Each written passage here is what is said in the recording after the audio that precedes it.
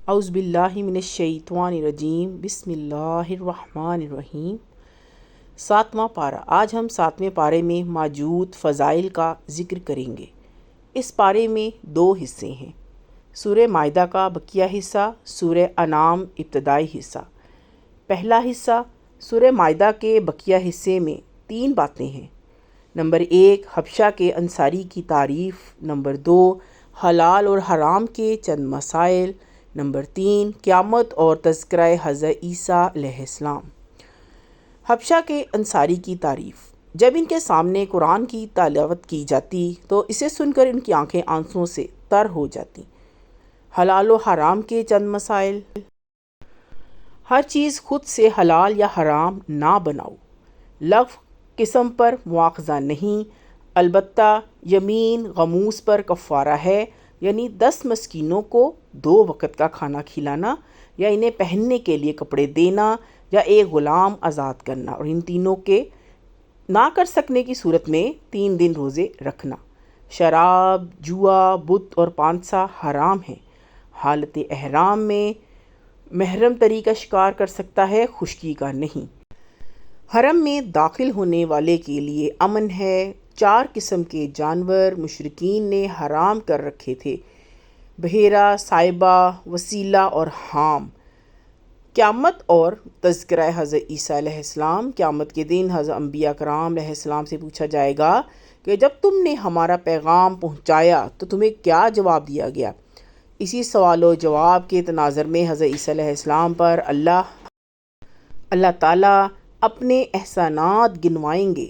ان احسانات میں مائدہ والا قصہ بھی ہے کہ حواریوں نے حضرت عیسیٰ علیہ السلام سے کہا کہ اللہ تعالیٰ سے کہو ہم پر ایسا دسترخوان اتارے کہ جس میں کھانے پینے کی آسمانی نعمتیں ہوں۔ چنانچہ دسترخوان اتارا گیا۔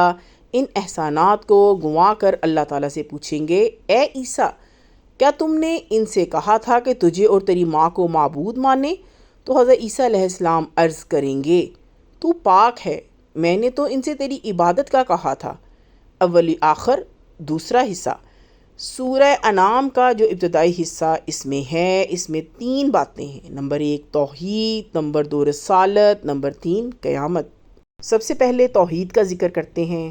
نمبر 1 ہے توحید۔ اس صورت میں اللہ تعالیٰ کی حمد و ثناء اور عظمت و کبریائی خوب بیان ہوئی ہے۔ نمبر 2 رسالت ہے۔ نبی علیہ السلام کی تسلی کے لیے اللہ تعالیٰ نے 18 انبیاء کرام کا تذکرہ فرمایا ہے۔ نمبر 1 حضرت ابراہیم علیہ السلام، نمبر 2 حضرت اسحاق علیہ السلام، نمبر 3 حضرت یعقوب علیہ السلام، حضرت نوح علیہ السلام، نمبر 5 حضرت داؤد علیہ السلام، نمبر 6 حضرت سلیمان علیہ السلام، نمبر 7 حضرت ایوب علیہ السلام، نمبر 8 حضرت یوسف علیہ السلام، نمبر 9 حضرت موسیٰ علیہ السلام، نمبر 10 حضرت ہارون علیہ السلام، نمبر 11 حضرت زکریا علیہ السلام، نمبر 12 حضرت یحییٰ علیہ السلام، نمبر 13 حضرت عیسیٰ علیہ السلام، نمبر 14 حضرت الیاس علیہ السلام، نمبر 15 حضرت اسماعیل علیہ السلام، نمبر 16 حضرت یوسیٰ علیہ السلام۔ تمام اہل اسلام کو رمضان مبارک ہو۔ پلیز میرے چینل کو لائک کریں، سبسکرائب کریں۔ رمضان القرآن کو The 7th Para of Quran teaches powerful lesson about faith, justice and obedience of Allah۔ اللہ تعالیٰ ہم سب کو قرآن پاک پڑھنے، پڑھانے، سیکھنے، سکھانے، سمجھنے، سمجھانے کی توفیق عطا فرمائے اور اس سے مستفید ہونے کی توفیق عطا فرمائے۔ السلام علیکم ورحمۃ اللہ۔